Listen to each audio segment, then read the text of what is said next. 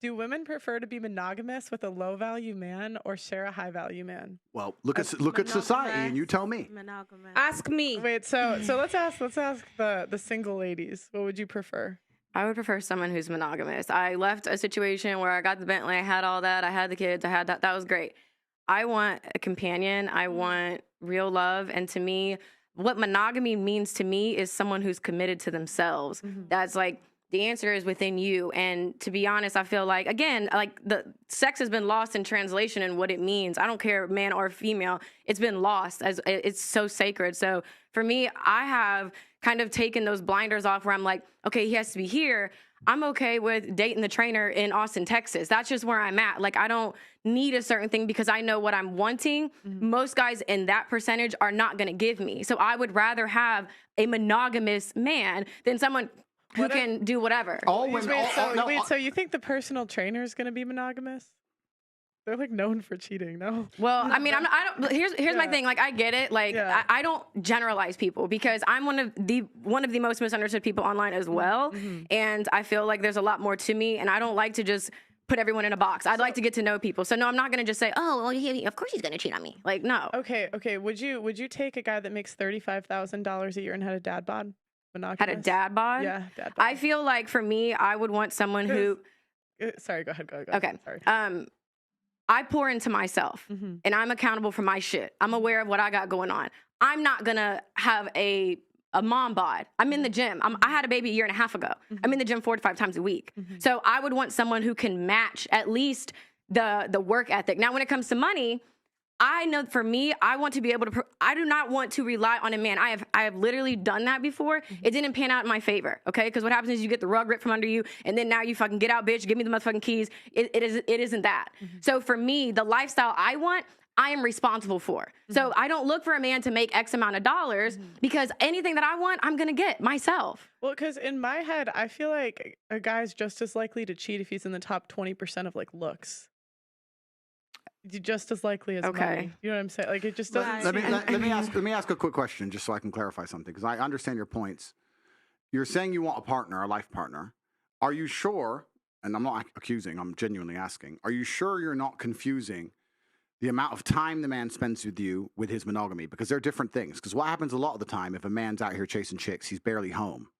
But imagine you had a man who was home 7 nights a week. He was always home. I'm talking about like an hour, like during his work lunch. You don't even notice.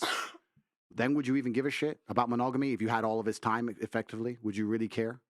I still would care because I feel like that's still just an hour a day and it's not really quality time. I feel I really have been in so many different situations. Again, the trainer in Austin to the NBA player baby daddy. Like I have seen all of that stuff. And it's just my personal experience and perspective to where I want someone that sees the value in the Grand Canyon. I want somebody who I understand. Okay. Like, so that's a good point. And so I'll just ask the first question. I'm gonna ask the second question. The realization you've come to is an interesting one. It is something that happens, especially to females as they mature. Don't you think it's strange, or why do you think that 0 women on Earth choose those kind of men who they perhaps have slightly lower status, but are more likely to be loyal to them and be monogamous, etc. In the modern world, because like I said, the world's changed. Why do you think 0 women choose them when they're at the peak of their choices? So when a woman is 19 and she can go anywhere she wants, every man wants her, she can go on any yacht in Miami, she can get flown out to Dubai, when she has all the choices in the world, why is she completely uninterested in those kind of men? And then when she gets to a certain age of maturity and there's a whole new generation of girls who have all the choices, then they sit there and go, you know what?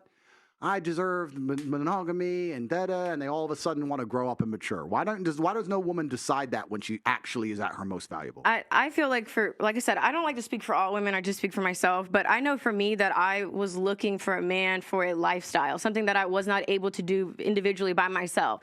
So that's why it's like, well, yeah, I want to be able to do this, do that. I want to go for the football player that was just on GQ. And in reality, now I realize, well, okay, there's a lot that comes with that. I can make my own money. I don't necessarily need that type of guy for the happiness that I'm looking for. Again, seeing value in the Grand Canyon is a lot different than like, okay, here's money for this, here's allowance for that. And that's here's the an hour same of my thing time. as you asking why a man that is 20, 21, 23 is not a top G like a 30, 40-year-old man. No, the point, your age actually dictates your sort of maturity to a large extent. Well, I'm arguing the point. The point I'm trying to make is that what I actually think happens, especially in the modern world, because the modern world's all fucked up and nothing's the way it's supposed to be. The traditional life path of a female is she's 17, she's 18, she's 19, and her value is massively inflated. And I don't blame her. Of course it's massively inflated. Imagine being 19 years old, have achieved exactly fucking zero in your life, knowing nothing. You put makeup on, and sports stars, billionaires, actors, the most important famous people on the planet, the richest men on the planet are begging for your attention. The ego you're going to develop, let's all be honest, right? The ego you're going to develop is going to be monu-fucking-mental. I'm special, I'm so gorgeous, all this bullshit, right? And then what happens as they grow older, as new generations come along, because the truth is most women are at their peak attraction, let's say in their early 20s. As they grow older, what women become is far more fearful of competition. This is why you'll see a woman who's a bit older go, oh, I really want monogamy. What she's scared of is her dude getting a 21-year-old. That's what she's fucking scared of. She may not know it. She may not say it. But basically, that's what the truth is, because she knows a 21-year-old is going to be more desirable, higher status, more fertile. That's what she's scared of. Cheating is bad when you're 30 or 27. So no, but it's not about that. I'm telling you the shift in the female mentality, because when a female is 20, she doesn't give a fuck about any of this. She doesn't want to find the nice man. Now she's trying to, like you're saying, chasing a lifestyle, chasing Mr. Promiscuous, chasing Mr. Famous. Doesn't give a shit until she starts getting scared. Oh, shit. Oh, my age begins with 3 now. And then they change, their mentality changes. It's a fear element. That's the reality. And it's a biological fear element. I'll give you an example of it. You know what's amazing about humans? We are still very primal. When men like these two and me, when we walk through the mall, people just move. It's like you can sense when the big animals turn up, right? It's something amazing about humans. If you have a very attractive 45-year-old woman, she's gorgeous, but a gorgeous 19-year-old walks in, look at that 45-year-old woman's face. She's furious.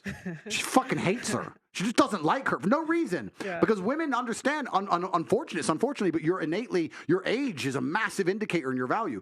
In an inverse way to men are more valuable as we get older. Every woman knows that. Every woman will sit here and go, yeah, I want a man who's older than me. Of course. But if I say it the other way around, I'm misogynistic. It's just the reality of the world. So then we have to go into the other point. The point is this. When you were at your peak value, you had zero interest in monogamy. But then you find a man who's 35 at his peak value. He's finally struggled and worked, because when he was 19, no girl spoke to him. When he was 23, he was broke. When he was 24, he had no life experience. When he was 25, he couldn't fuck. When he was 20, whatever. He finally gets to the point where he's now at his peak value. Him at 35 is you when you were 19.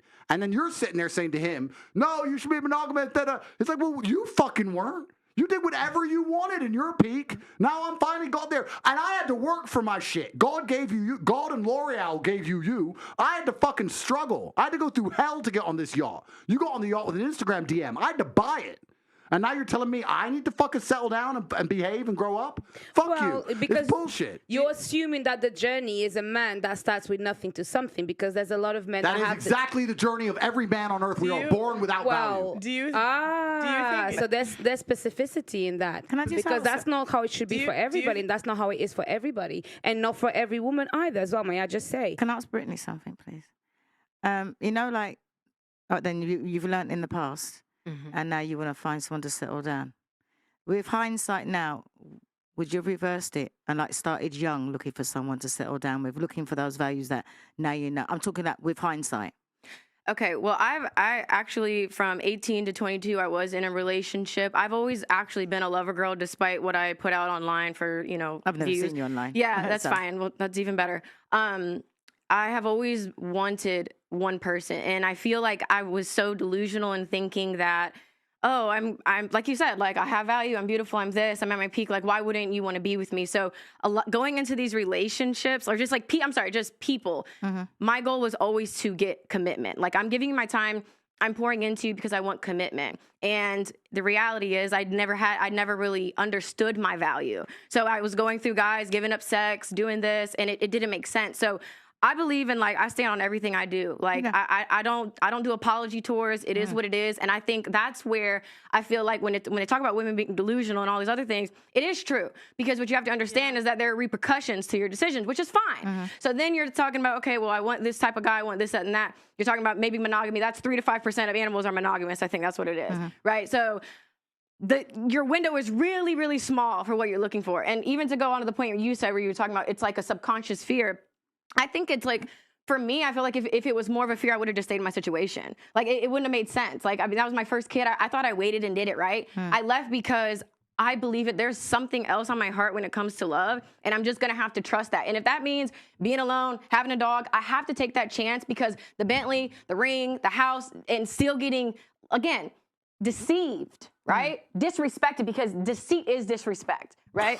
So I cannot settle for that. I can't suck a dick and shut up. And that is where a lot of people don't like my views and what I represent, because it is something new. I don't know how it's going to fucking end. I don't know what's going to happen. What would you tell your 17, if you had to, like, what would you tell your 17-year-old self, knowing what you know now?